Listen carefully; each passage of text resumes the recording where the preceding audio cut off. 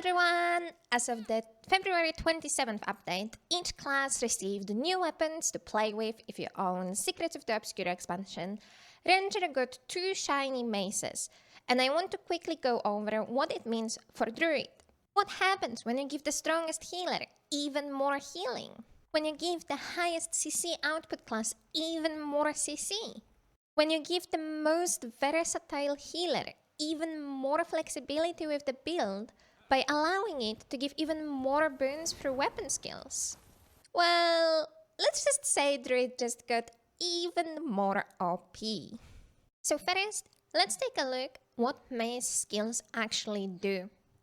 Oak and Cudgel, skill 3, is a strong CC skill, which also applies 8 seconds of AoE protection on 12-second cooldown. It's a blast finisher and heals your pet.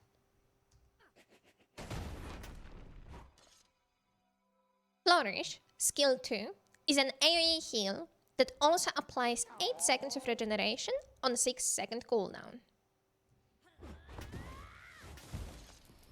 Your auto-attack chain applies 6 seconds of AoE Vigor and 2 seconds of Cripple to 3 enemy targets on your last skill in the chain.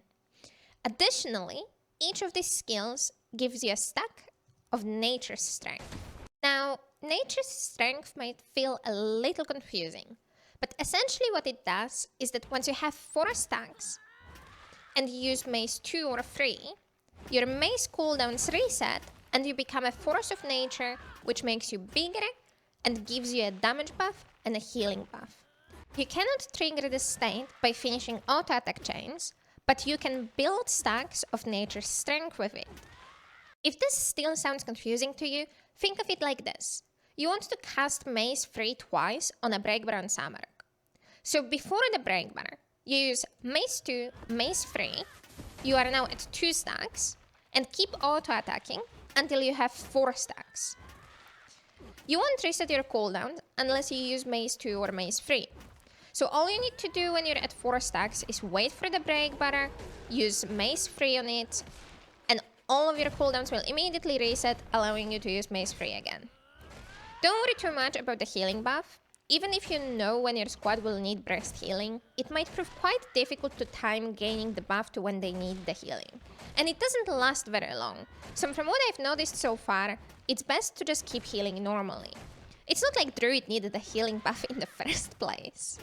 Okay, so where do you play Mace? To answer this question, we first need to revert it. Why wouldn't you play Mace? Let's look at what Sword and Axe provide that Mace doesn't. When it comes to Sword, the most important thing is its mobility on skills 2 and 3.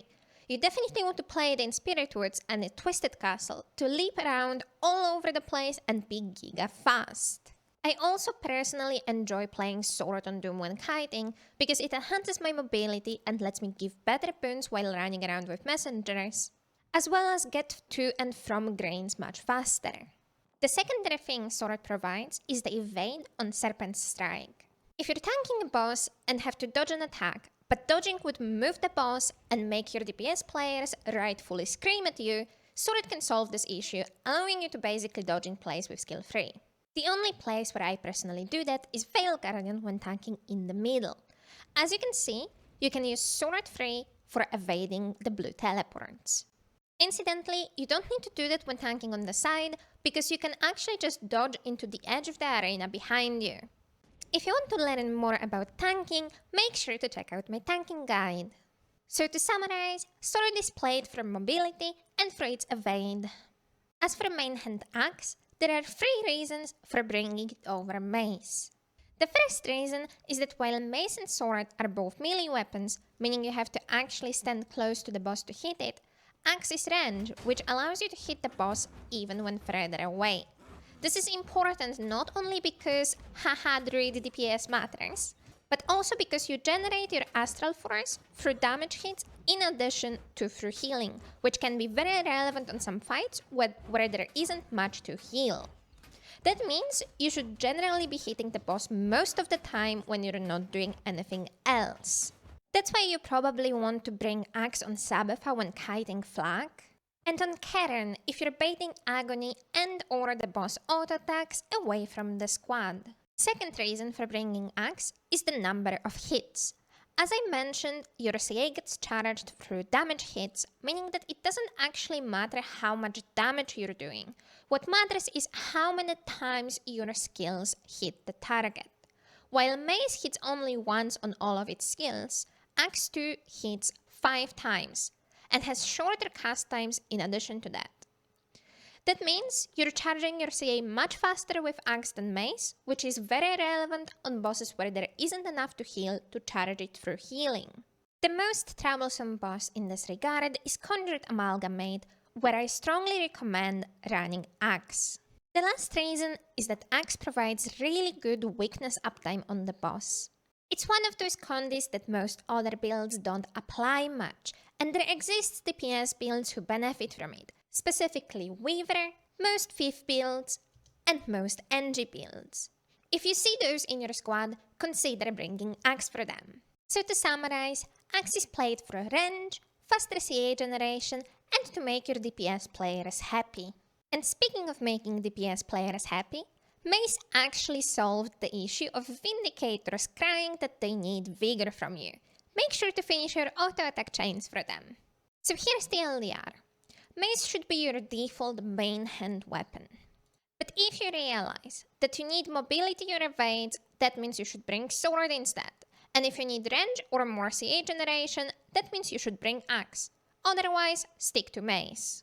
Okay, but what about offhand Mace?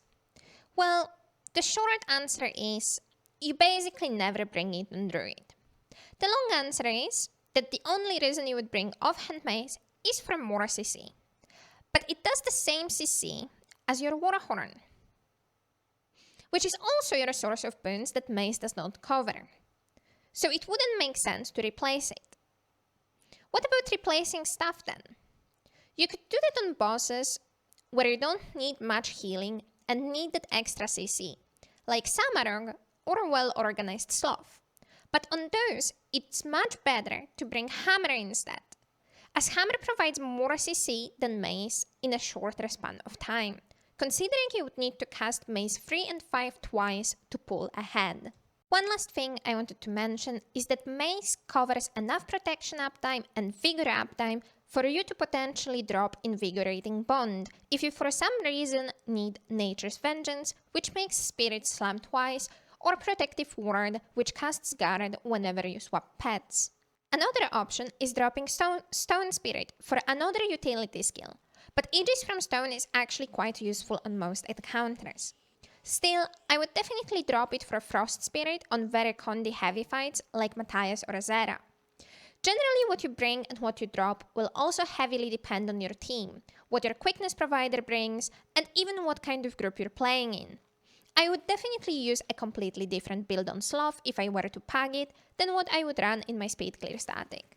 I don't want to get into too much detail as this was supposed to be a short video, but if there's one piece of advice I can give you, it's to do the math on how much you're overcapping on a boon, and if it's a lot, that's the skill or trait you want to replace for something else. Make sure you don't suddenly end up at 15 might because you decided to drop Sun without checking how much might you and your subgroup is generating.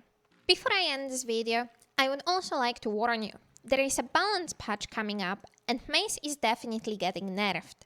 Soul Beast pushes really high DPS numbers with double Mace while providing defensive boons, lots of self-barrier and self-healing.